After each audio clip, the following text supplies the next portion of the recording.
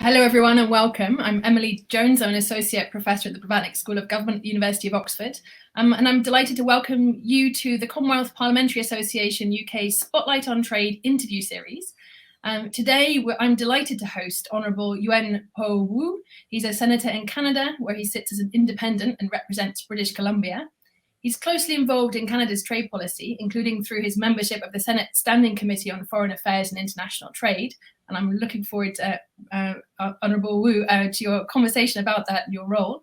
You bring a wealth of experience to this conversation. You've worked on public policy issues related to Canada's relations with Asia for more than 30 years, including a long stint from 2005 to 2014, when you were president and CEO of the Asia Pacific Foundation of Canada. So really exploring Canada's relation with the Asia Pacific and with China and other countries there, where you continue to serve as a distinguished East Asia Fellow. You're also Senior Fellow at the Simon Fraser University's Graduate School of Business, as well as at the School of Public Policy and Global Affairs at the University of British Columbia. So what a wealth of experience. Welcome. It's wonderful to have you with us and to have this conversation today. I wondered if you might start by just letting us know how you got into trade. So how did trade become a thing for you? And what is your role now within Canada's trade policy and within the Senate? Right. Well, thank you, Professor Jones. It's a delight to speak with you and to be part of this discussion series under the Commonwealth Parliamentary Association. Well, I got involved in trade because of where I grew up. I was born in Malaysia, but principally grew up in Singapore, which is a trading nation par excellence. Trade as a share of GDP is well in excess of 100%, and therefore is central to Singapore's survival. You cannot grow up in Singapore without having exposure, not just to the fact that you are purchasing and involved in transactions around the world, but you are exposed to the forces that drive trade. The news in Singapore is dominated by information about conditions with trading partners, problems that may be arising in trading relationships, and on it goes. So it's part of the bloodstream, if I can put it that way. As it turns out, I also did some formal training in international economics. I worked for the central bank in Singapore, which is more on the money economy, but nevertheless, the money economy is very much connected to the real economy, and trade was the driving factor.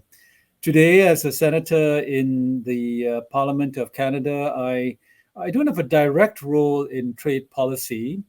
I'm a legislator, of course, but trade is one of my primary interests, having worked in this field for so long, and all legislation related to trade comes through the upper house, and we have a say in it. And I pay very close attention to all of those bills that come through the Senate. And finally, you mentioned my time working on Canada-Asia relations. I've been a long-time observer of trade policy and trade liberalization, you can put it that way, in the Asia-Pacific region. I've watched very closely the multiplicity of preferential trading arrangements, can we call it that, over a number of decades. And I'm fascinated just to see where we are today in the global trading environment and how it's evolved, perhaps in a way that I had not expected, but perhaps we'll get into that. I look forward to the conversation. I'm struck there by your comment that in Singapore, trade really looms large, sort of in all facets of life. In Canada, how sort of prominent is trade, and when does trade sort of enter the public realm or the public consciousness? Well, it's also very important. Trade is also very important for Canada, not to the extent of Singapore, but as a share of our GDP, it's a very large chunk. And we would be a much poorer nation if it were not for our trading relationships. But I don't think it looms as large in the Canadian consciousness as it does for Singaporeans. because trade, for two reasons. The first is that our international exposure tends to be dominated by a fairly narrow range of commodities, natural resources principally. And while that sector is quite focused on the state of international markets and commodity prices, that awareness generally doesn't filter to the popular level. The other reason for the somewhat less than fulsome appreciation of trade issues is that our principal trading partner by far and away is the United States. And many Canadians don't think of the United States as a foreign country, or at least don't have the same sense of having to work hard at understanding American markets or idiosyncrasies of the market and dealing with complications that arise. Now, all of that is changing. And again, we might get into this discussion, but notwithstanding the fact that we do so much trade with the US and have been doing so for so long, there are a range of new challenges emerging, which have caused Canadians to pay much closer attention to that relationship. Great. I look forward to discussing. I hope we'll have a chance to discuss both the sort of the Canada-China relationship as well, the US one in more depth. But what's a hot button topic for you in the Senate at the moment when it comes to trade? What are the sort of particular issues that are burning issues for you? I would say it's the triangular relationship between Canada and the US on the one hand, by far and away the most important trade and economic and political relationship that we have. But at the same time, managing that relationship in the context of our very fast growing trade and investment ties with the People's Republic of China. The reason why this is a triangular relationship is because the United States and China are locked in some sort of a geostrategic competition, and Canada, for a variety of reasons, has to manage both sides of that equation. So with the Americans, on the one hand, we have just negotiated fairly recently a new version of the NAFTA agreement. We call it in Canada, we call it CUSMA, right? Canada, Yes. US, Mexico agreement. The Americans call it USMCA. And that was painful. I mean, it was negotiated on the threat of cancellation of the former NAFTA. And I have to say we are still having teething pains with the agreement and finding that perhaps it isn't as smooth as we thought it might be.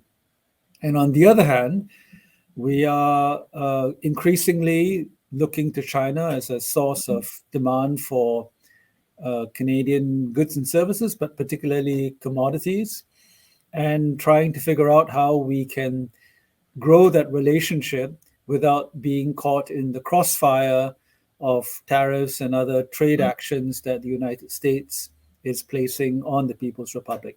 So a triangular relationship with lots of complications, which many countries around the world are really trying to navigate or having to navigate. I think I was talking to someone recently in Brazil, and he was saying exactly the same issue. From a foreign relations point of view, the US is really important, but actually economically and trade-wise, China is now looming. There's these two behemoths, if you like, in the global economy that start fighting. It's very hard, and countries are really trying to navigate the two. Might we probe a little bit then, perhaps the relationship with the United States, as you described that first part of the triangle, and then we could perhaps turn to some of the questions around the China relationship in a little bit more depth. Yes, and you said, there's a few teething problems with the USMCA and implementation. It's not all straightforward. So back in the day, of course, it was the Trump administration that was the negotiating partner, and we all got very used to the Trump negotiating style, and it might be tempting to think, okay, now we've got the Biden administration, it's a little bit more measured, but it does sound like there's still some tension. So perhaps you could just sort of talk us through what the issues are with the USMCA, but also just more broadly the relationship with the United States. Sure. Boy, that's a big topic, and you, I think, framed it correctly by saying that the tensions in the relationship were sparked and amplified during the Trump administration, which, of course, as I said earlier, precipitated the need to renegotiate NAFTA. And there was a widespread belief that the advent of a Biden administration would be easier, would lead to smoother relations and fewer tensions. And I think by and large that's correct. The mood music has certainly improved between DC and Ottawa, but on many of the substantive issues, there continue to be problems. And I fear that the protectionist, or at least the nativist instinct of American policymakers, even under a Biden administration, continue to abide and pose challenges for my country. The most recent flavor of one sort of an example of how that's playing out. The most recent example is the decision on the part of the Biden administration to have a Buy America policy, particularly for its massive infrastructure and stimulus package that's still being discussed in the House of Representatives. That would put Canadian suppliers at a great disadvantage, even though they are integral to American supply chains that would naturally produce these goods for American consumption. We also think that this policy would be a contravention of the USMCA. And so we would look to recourse, if needed, through the dispute settlement mechanism, which, by the way, was a huge sticking point in the renegotiation of NAFTA, and one of the reasons why it took so long to come to a conclusion. I'm just thinking on that note, I guess it's a challenge for many governments around the world thinking post-COVID, we've got to build back better. There's a real sort of incentive to then protect one's own firms. But of course, there's negative spillover effects then for neighboring countries and others with whom we trade. And it's trying to find an optimum balance of to try to support domestic industry, but at the same time, not disrupt supply chains and disadvantage. Well, and on that, I would say that it isn't as if Canada is a foreign supplier looking to enter the US market for the first time. We are deeply embedded into US supply chains.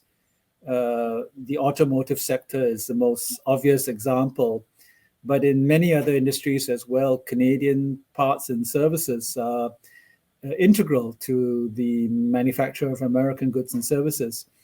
And to try and disrupt these supply chains not only hurts Canadian companies, but it hurts American companies as well. Canada is the number one trading partner for a very large number of American states. And it's not clear that the American administration fully appreciates the gravity of a decision that would cut off or at least curtail Canadian suppliers. It might be a self-defeating policy if they're not. Well, protectionism always is, and we already know from the American actions against China, the tariffs. Right. That brings me nicely onto exactly that. Yes. Well, I mean, we're thinking along the same lines, aren't we? The study has come out to show that almost all, if not all, of the burden of the tariffs that the so-called Phase 1 deal that Trump put in place against China or with China, all of that cost has been borne by American consumers. Yes. Which brings us nicely, does segue into the sort of the concerns over sort of unfair trading practices of China, which comes up time and time again, the growing tension with sort of between China and the US. As you said, they both see themselves as geopolitical powerhouses, and there's a real strategic rivalry that's not only in the economic sector, but right across defense and so many areas of their relationship. So for Canada, might you just give us a little bit more on Canada's relationship with China and just how that's playing out and how that feeds into your relationship with the United States as well? You sort of described very nicely this triangle. And I think it's helpful for the rest of the world to understand how Canada is navigating that, because as I say, it's it's a triangle that just about every country is finding itself in, including in the UK. Yes, well, there are so many strands to it, and it's hard to separate the economic from the political. There are certainly economic challenges in trading and doing business with China, including what we see to be non-compliant practices on the part of the Chinese government.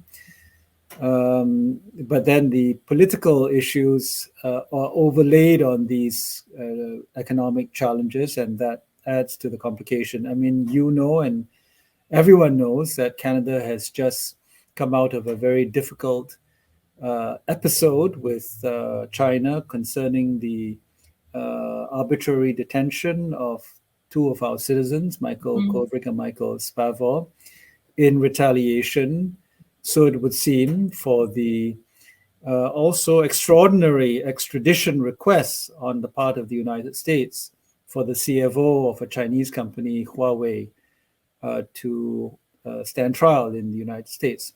That has now been resolved, but it has led to very bitter feelings, particularly on the part of Canadians towards China. But there's no question that China is a super important trading partner, especially when it comes to natural resources. And I believe China is and will be a very important trading partner as well for other areas of Canadian competitive advantage, particularly in the services sector. I have no doubt that China wants to and will increasingly liberalize its economy, particularly in the services sector. And the Canadian government has to find a way not to be left out of those opportunities if and when the time comes.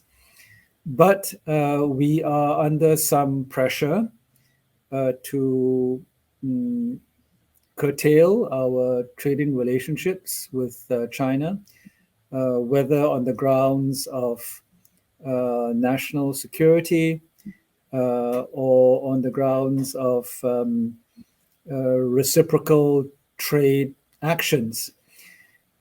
This is made more complicated by USMCA itself, where there's a clause in the agreement, the so-called 3210 clause, Section 3210, which requires any of the three parties, to inform the other parties of their intentions to negotiate a trade agreement with a non-market economy. That's, of course, code for China. China, yes. And so this brings up the CTPPP question, of course, because China has applied to join CTPPP. If Canada were to engage in those discussions bilaterally with China, we would presumably have to notify the Americans. The Americans could balk at the fact that we're doing so. I mean, I don't think they will quite at this stage, but they could. And they could use that as a pretext to cancel the USMCA. So you see the bind that Canada is in.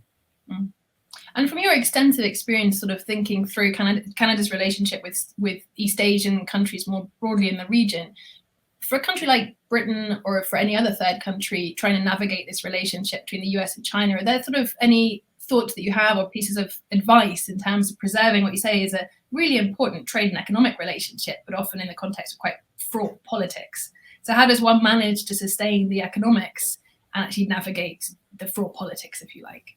Yeah. Hot economics and cold politics. Is it still possible? Yes. The Japanese tried it and succeeded to some extent. In fact, I would say, generally speaking, most East Asian countries have some version of hot economics and cold politics, or cool politics with Beijing. We in the West are less good at it because we tend to take a more confrontational, perhaps, stance on the grounds of values and human rights and so on. So it's more difficult to achieve. But I think that is a way of managing the relationship. It's about compartmentalization of different aspects of foreign policy. Ultimately, this is a bit trite, but it's correct to say that third countries have to find what I call degrees of freedom in pursuing independence in their approach with China and with other countries. Now, in the case of Canada, the degrees of freedom are small. I can tell you that for sure. But it is a responsibility of the government and of our trade diplomats and so on to seek out degrees of freedom and to grasp them with both hands whenever they are available. At the very least, to have that mindset, because if you don't have that mindset, then our default will be to go with the American position, and it's not clear that that will always be in the Canadian interest. And I would just say one more thing, which is that, the Americans, of course, are pursuing their interests, but it's possible that they've gone too far, in their efforts to decouple or to punish China or to just pursue a more autarkic or autonomous economic strategy. It's not clear that it's good for them. And to the extent that the Brits and Canadians and others can show a path for our American friends that is less confrontational, less self-defeating, I think that's also good for the United States. Maybe not in the next year or 2 or 3 years, but perhaps in a kinder, gentler time, a more enlightened time, third countries that find a less confrontational path, a less decoupled path, can be a positive example for the United States as well. Yeah, really wise words there. And I guess it's just the reality we all have to live with these two great economies, and they are going to dominate the future. And if they can't learn to live with each other, we're all going to feel the consequences. I wonder if we might move on to think about the broader international trading system. And I know the World Trade Organization's been a bit in the doldrums, to say the least, for the last sort of 20 or so years, failing to sort of generate any new real momentum. And there was real hope with the appointment of the new Director General, Ngozi Okonjo-Iweala, who's done a great job and brought so much energy to the task. And she's now preparing for the new ministerial, or the next ministerial, at the end of November and early December. What are your thoughts on just where the global trading system's going? Is multilateralism dead? Can it be revived? Is that something we should all be continuing to work for? So just your big picture thoughts on that. Those the big questions, I guess. It's hard to not be discouraged about the WTO. We haven't had a trade deal in a very long time. I've been in the trenches debating, plurilateralism versus multilateralism, debating the relative merits of regional trading arrangements and how they distort and distract from multilateral efforts. My view has evolved since the 90s and before. We've certainly now today come to accept regional trading arrangements and bilateral trading arrangements as par for the course. Damn the multilateral system, and I think that is a reality we have to live with, and maybe we can build back the multilateral system through this, as they call it, spaghetti bowl of piecemeal agreements. But there has to be work done at the multilateral level as well. The new Director General is a breath of fresh air, and I wish her every success. Of course, the one big problem that has to be solved is the dispute settlement mechanism, particularly appointments to the appellate body. Again, I think just last week or the week before, Mexico has again put a proposal on behalf of the membership to fill those slots, and the Americans again have said no. We don't want to do it because we think there's structural problem. Well, okay, if there's structural problems, let's deal with them. But this problem has been festering for much too long, and if it's not fixed soon, members will just give up on the WTO, won't they? Yeah, no, that's certainly a sobering moment. I saw today there's been a push to try and make the WTO, the forum for discussing carbon credits, and a sort of bid to again bring some of that energy back into the WTO. But we'll see where it goes. I wondered, just on that note, you mentioned you were born in Malaysia, and I guess for developing countries, there's a real question of if there's no WTO, there's no multilateral forum, it can be very hard to really push your agenda forward, especially if you need things from the great powers. There's not even a negotiating forum necessarily for you to bring up and raise your concern. So, and I guess post-COVID, real issues now of supply chain disruption and a real sort of questions about where the global economy goes. So I wonder if you might just reflect for us, post-COVID, but particularly for developing countries, where you think things are likely to pan out, given that they don't even have vaccines yet. So they're not only facing the economic issues and the economic fallout, but also severe health issues. Yeah, well, the largest burden of the COVID pandemic has been developing countries, and it's also that the developing world has also been the most neglected. And providing vaccines to developing countries so that they can restart their economies has to be a priority, not just for those countries, but for the industrialized world as well, for the sake of the global economy. But I am worried medium term that the instinct post-COVID to reshore, as they call it, the instinct to decouple, will take away opportunities for developing countries to trade their way to greater economic security, and deprive them of the benefit of higher standards of living, all of which in turn will hurt our efforts to control global warming. I mean, it's all tied into Glasgow as well, isn't it? Yeah, absolutely. Which is why I think, the UK and Canada, other countries that are middle powers, if I can put it that way. I don't know if the UK would consider itself a middle power, or still thinks of it in a different rank, but absolutely, still Great Britain, I think. But I think we're actually waking up to the new reality of the world we find ourselves in. But we have to really cleave to multilateralism in a purer sense of the word than the more narrow alliance building type practice that seems to be emerging. The distinction, of course, is between a small group of so-called like-minded Western industrialized countries banding together to counter China, essentially. Yes. Versus a much broader coalition of countries from around the globe working on truly multilateral solutions. So WTO obviously is the multilateral forum for trade, WHO, and so on and so forth.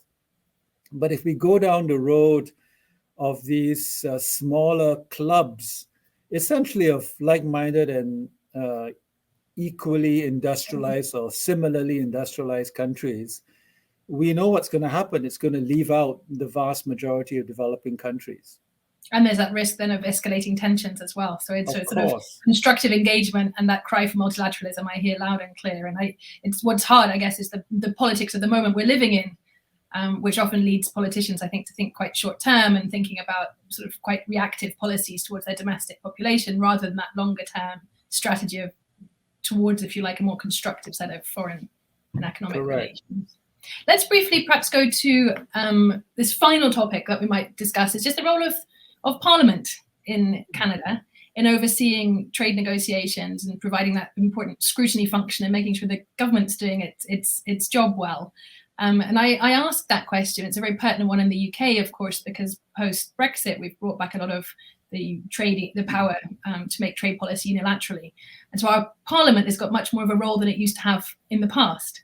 So it'd be really interesting to hear from you about the Canadian system and the insights that you've derived from your role there.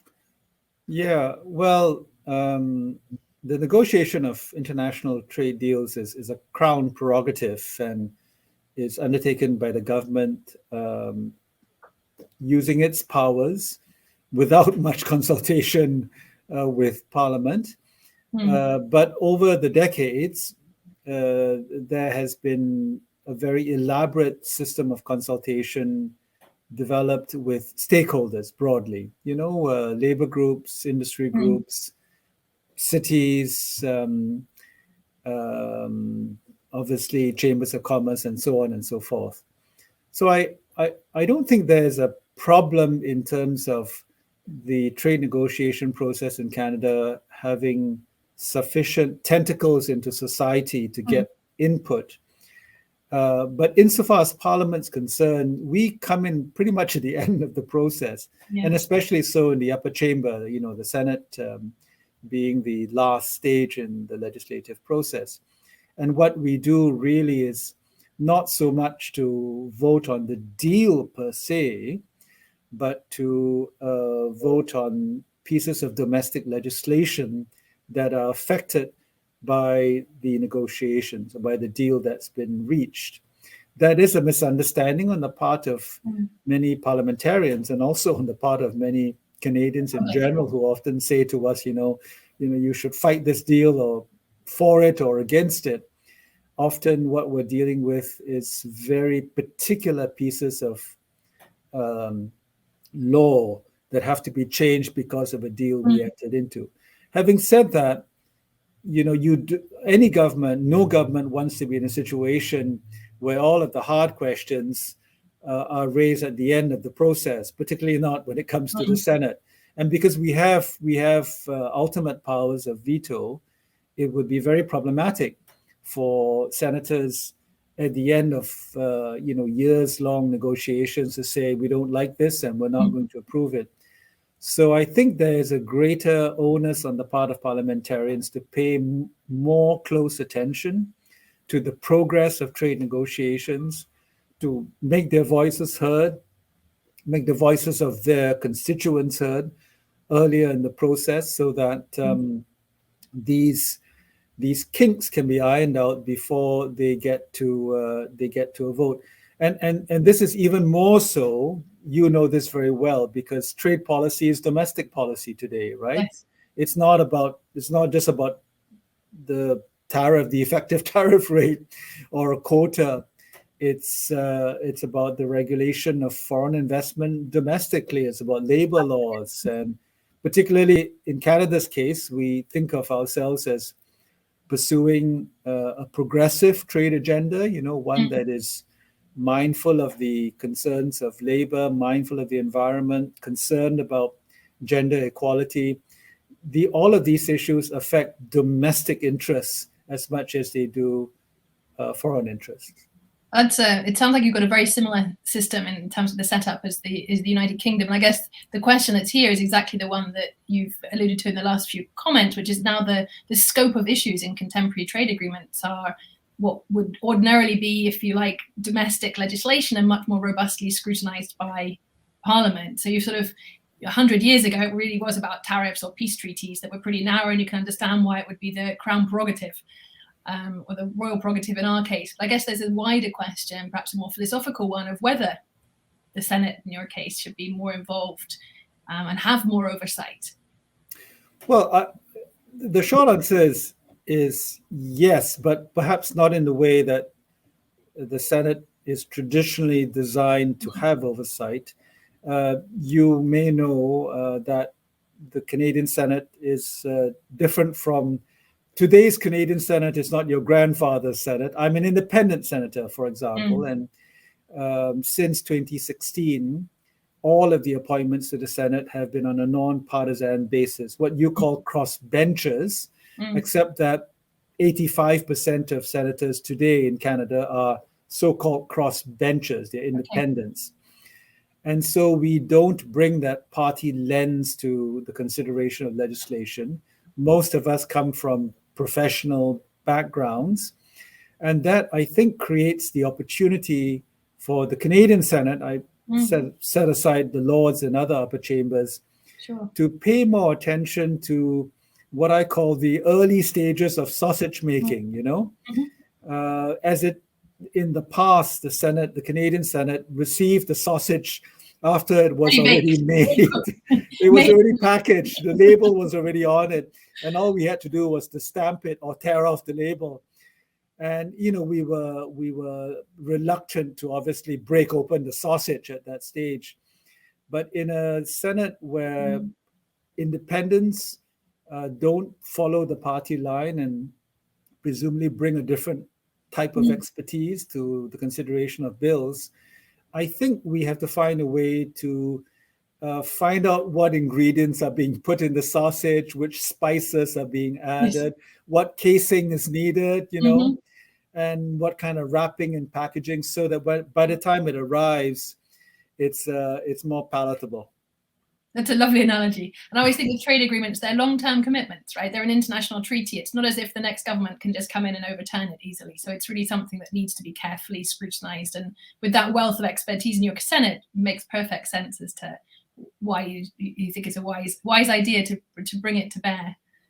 I think our time is fast spent, but this has been an absolutely fascinating conversation, and I'm so grateful to you, and I'm sure everyone who's watched is so grateful to you for sharing so many insights, from the United States relationship to China, the future of the multilateral trading system, you name it. We've covered a lot of territory in our conversation. So thank you, sincerely. I've enjoyed it very much. Thank you, Professor Jones. Thank you to the Commonwealth Parliamentary Association for organizing it. Wonderful. And we look forward to more events. So please do watch this space. I know the Commonwealth Parliamentary Association is going to be back with more conversations. So we'll look forward to those. Thank you. Bye-bye now. Bye.